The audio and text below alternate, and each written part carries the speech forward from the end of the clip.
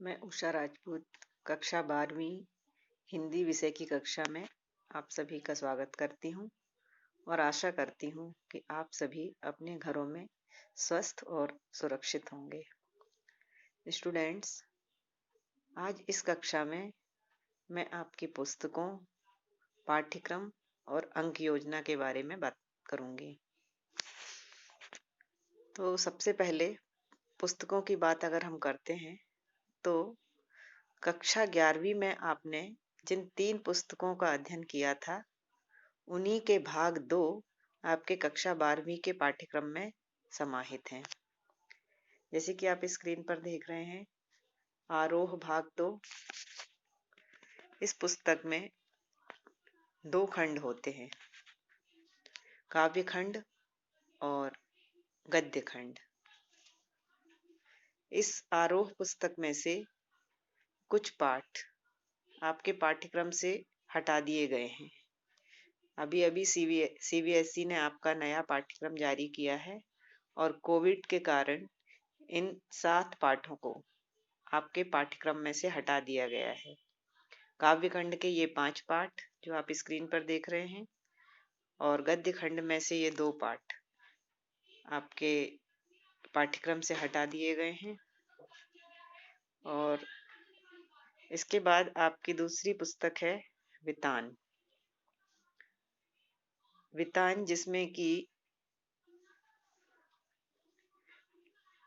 4 मूल्यपरक कहानियां और आत्मकथा के अंश दिए गए हैं। जब हम वितान का अध्ययन करेंगे तो हम एक एक पाठ के बारे में विस्तृत अध्ययन करेंगे। इसके पश्चात एक बुक और है आपकी, जिसका कि नाम है अभिव्यक्ति और माध्यम, जो कक्षा 11वीं में भी थी।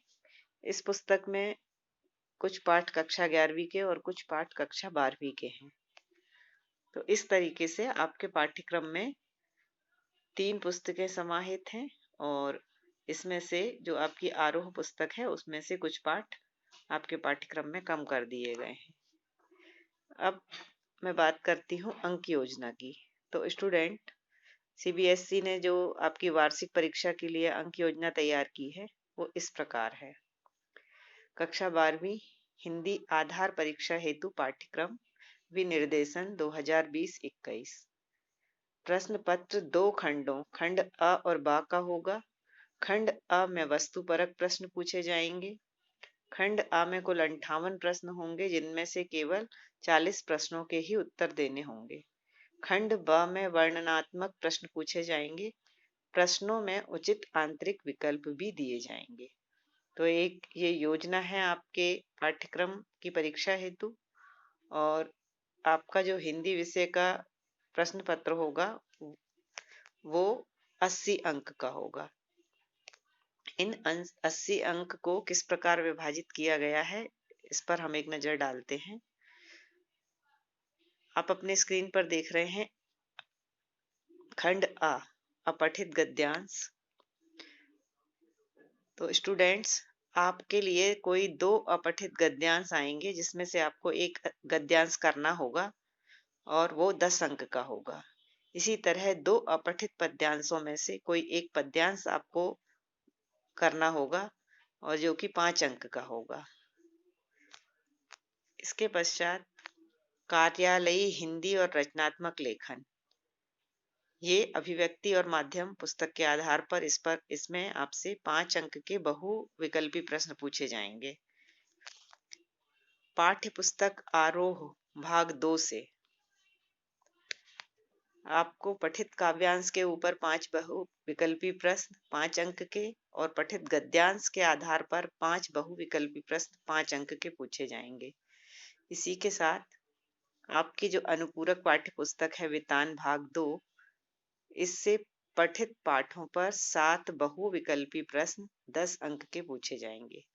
तो ये तो बात हुई खंड अ की। अब हम आते हैं खंड ब पर। खंड ब में कार्यालयी हिंदी और रचनात्मक लेखन, जो कि आपकी अभिव्यक्ति और माध्यम पाठ्यपुस्तक में वर्णित है, इसमें से आपको 20 अंक के प्रश्न पूछे जाएंगे। उनका विभाजन इस प्रकार है। दिए गए 3 नए और अप्रत्याशित विषयों में से किसी एक विषय पर लगभग 150 शब्दों में रचनात्मक लेखन। 5 अंक इस प्रश्न पर निर्धारित हैं। औपचारिक विषय में संबंधित पत्र लेखन 5 अंक।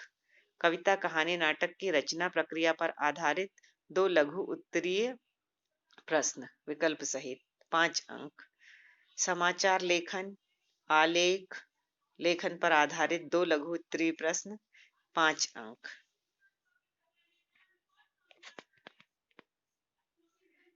इसके साथ पाठ्य पुस्तक आरोह भाग 2 से काव्य खंड पर आधारित 3 प्रश्नों में से किन्हीं 2 प्रश्नों के उत्तर 6 अंक, काव्य खंड पर आधारित 3 प्रश्नों में से किन्हीं 2 प्रश्नों के उत्तर 4 अंक, गद्य खंड पर आधारित 3 प्रश्नों में से किन्हीं 2 प्रश्नों के उत्तर 6 अंक। साथ ही गद्य खंड पर आधारित 3 प्रश्नों में से किन्हीं 2 प्रश्नों के उत्तर 4 अंक। इस तरीके से ये 80 अंक में आपका पाठ्य पुस्तक से संबंधित प्रश्नों को विभाजित किया गया है और साथ में 20 अंक आपके परियोजना और श्रवण वाचन पर हैं। 10 अंक श्रवण तथा वाचन एवं 10 अंक परियोजना कार्य। इस प्रकार हिंदी विषय में कुल 100 अंक में से आपकी परीक्षा ली जाएगी और आपकी जो निर्धारित पुस्तकें हैं वो हैं आरोह भाग 2, वितान भाग 2, अभिव्यक्ति और माध्यम।